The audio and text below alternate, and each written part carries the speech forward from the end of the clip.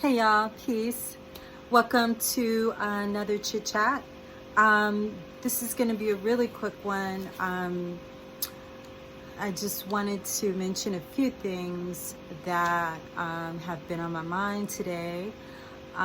Yesterday, or day before yesterday, I did a video on what's going on with Ye, and while I haven't really been keeping up with a lot of the coverage, it just sort of led me to talk about it as a larger issue. So it actually led me into some other stuff because we're dealing with a lot of spiritual, religious, philosophical, metaphysical energy that has bled into this current event that's made headlines because it's a celebrity. Do I hesitate to say I rock with Ye? No, I don't. I do rock with him. But again, it's not an all or nothing. Like, there are things that I don't rock with that have to do with what he's about. But overall, when I look at his, or when I vibe with his spirit, overall, I get where he's coming from. The main thing I wanted to touch on, though, was this whole crazy narrative, And I just want to say, again, I've been in this game a really long time. And, I've been, that word, the C word has been used on me, more times than I care to recall. And when people didn't come outright and say it to me, I could just, as an empath, I could feel, what it was all about. I could see it in their eyes. But it's a really, really fine line that you cross when you deal with issues that are not a part of the norm. And that's the question. What is crazy anyhow, right?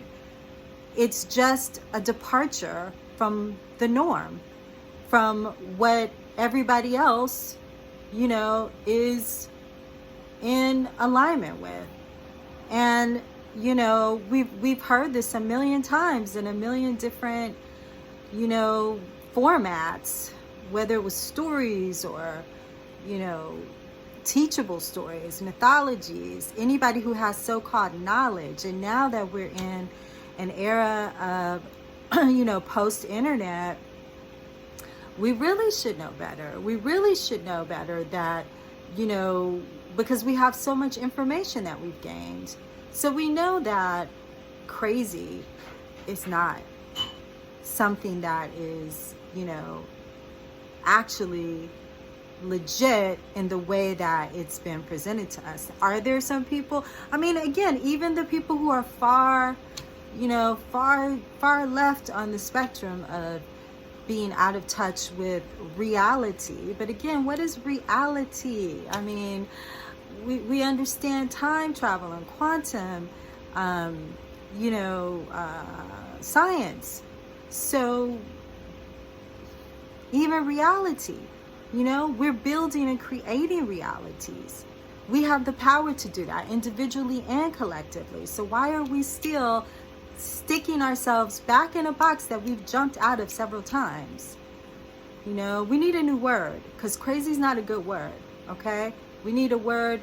That person is in hyperdimension 3 right now, and I'm in hyperdimension, or they're in hyperdimension 5 and I'm in hyperdimension 3. So we're not quite clicking. He's not clicking with the majority of people who have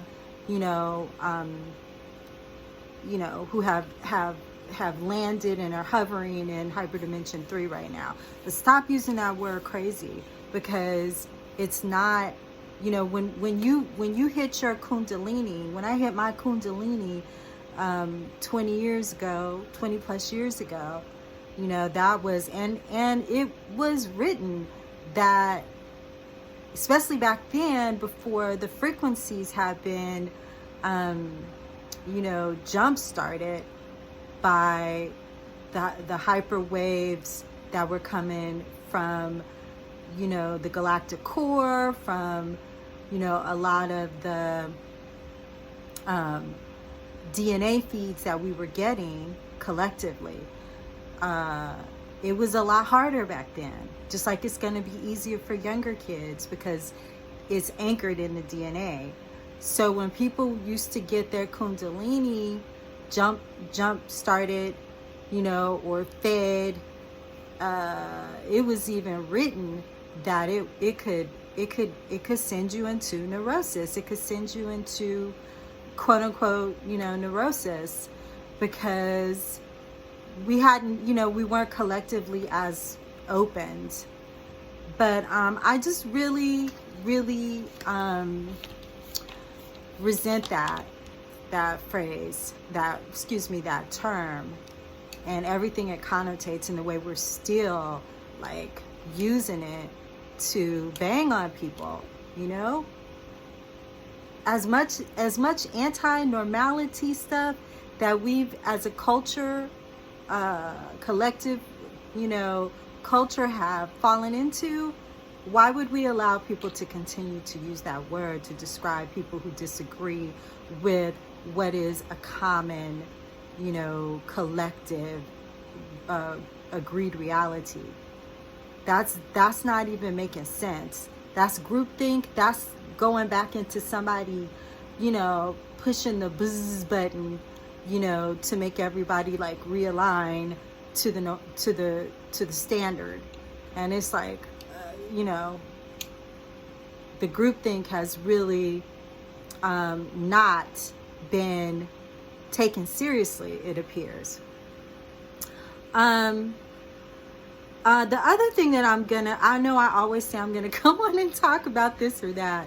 I really am, but I write a lot. I'm also living, and I'm, you know, we've been in a lot of, people know we've been in a lot of spiritual battle lately. A lot of people don't even know what side they're on. So they're out there doing all this egotistical, Luciferian, demonic stuff.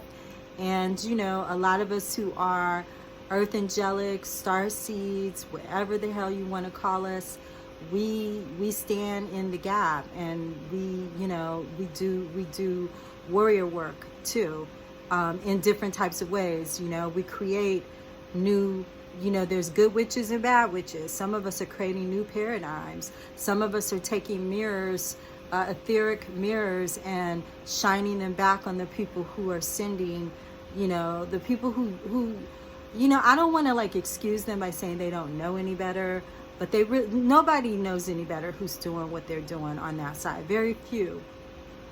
They don't know that they've even been hijacked and taken over by these goons that have come out of a you know, a portal only a few years ago.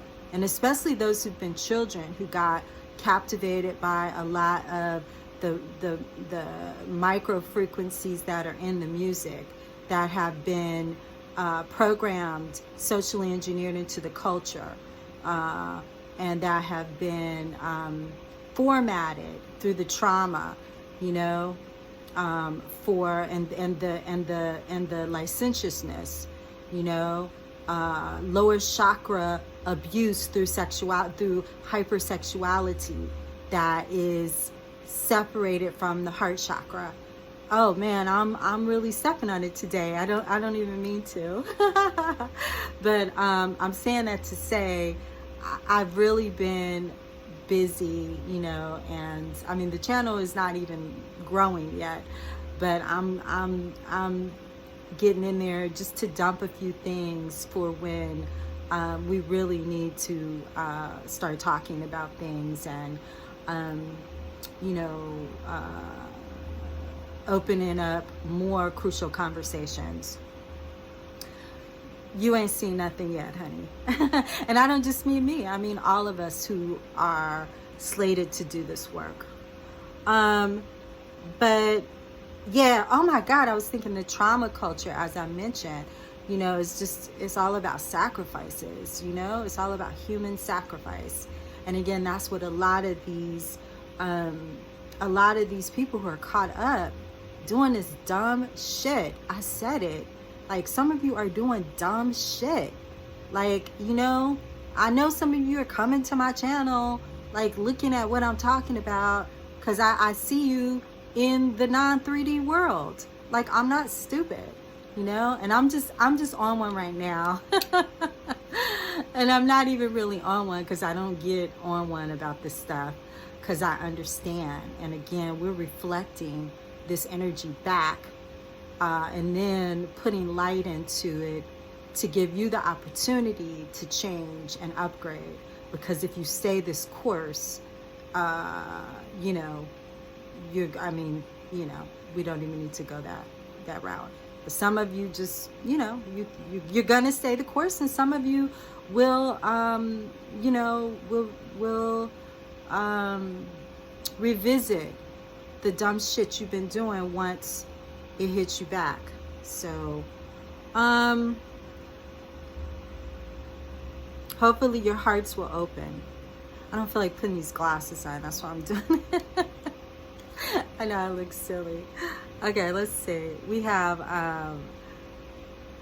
you know, I was just watching this little thing on Ye's response to some of the, you know, some of the chatter, you know, and like I said, I really like his methodology. I like the way he addresses stuff, and you know, the simple-mindedness of people, to think that he's so simple-minded. Again, I don't agree with everything he's into. I don't agree with all his politics, but I do understand, you know, how he's operating as an agent of goodness, you know, of God, goodness over demonic. That's what I'm calling God these days.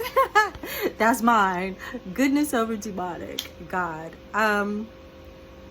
But what I want to get into one day coming up soon, and because I'm writing about it, it's a part of a project I've been doing for a while, having been in the educational arena. This whole thing of anti-education, which, you know, sounds really crazy when you hear me say it. I know it makes me sound heretical, and it makes me appear heretical. Again, another crazy label. But I'm really sort of anti-education for this purpose. Anybody who's read Brave New World by Aldous Huxley, or George Orwell's 1984, knows that education is used in these literary prophecies for the purposes of re-engineering people's, you know, mind, thought police, thought, you know, control. And that's what culture is. That's what, you know, groupthink is. And Ye really gets that. And a lot of what he does is to, you know, push that. And people fall into it just like lab rats and react the way that the culture wants them to react. And those quote unquote social engineers look at it and feel like they're succeeding. They're right on time because they can be puppeteers for the way that the reactions, you know, come down. But, you know, Ye had mentioned the other day that when he was doing the Think Champ one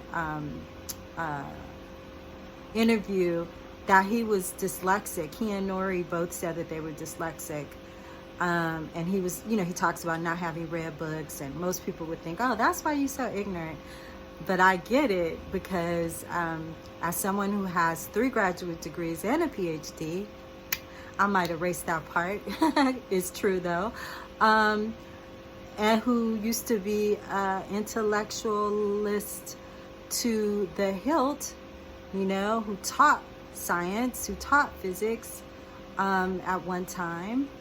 And I can say that, you know, when you go into mysticism, you know, the experiment that I'm in right now in using language and using the culture of YouTube, the culture of, you know, it's ego identification, you know, the culture of pseudo-narcissism, to join the club and bring awareness is not, you know, doesn't mean that I don't understand, you know, and again, and one of the reasons why, because I also used to be a lecturer, so the fact that it's difficult sometimes for me to put my words together, or it appears difficult, it's because I'm in 15 different places at once, you know. The mystic path, the path of experiencing an internal metaverse, and of relating and communication levels that are telepathic and not just throat chakra verbal, you know, pulls one into different realms. So again, if you don't understand me, or you don't, I mean, not like in an egotistical way, but, you know, I mean, the fact that, you know, I have very few, you know, people even watching this right now. I'm not open. I'm not, you know, fully enmeshed in the game yet, but I'm warming up. I'm getting there, and I know that the people who are in need of what I have to say will understand it at the level that I bring it. So anyway, this got way too complicated, but the point was, I wanted to do a little preview for a topic that is near and dear to my heart, which has to do with intellectualism and the mind versus mysticism and the art of knowing, GNO, without you know, the over focus on the mental and the you know, logical, rational mind that we've been trapped in by, which is actually very Luciferian or Ahrimanic, along with technology. And it in the imbalance, it disconnects you from your heart, which again is the main portal through which to, you know, move toward the soul, you know, and the world of spirit, and therefore spiritual transformation and elevation. There are other, you know, I mean, it's not like it's, I mean, there are other things going on that take us, you know, down other paths that still lead to the same place. But the point is, you know, how committed are we really to transforming this world? How long, and long is a relative word, because, you know, we're living in a quantum temporal illusion.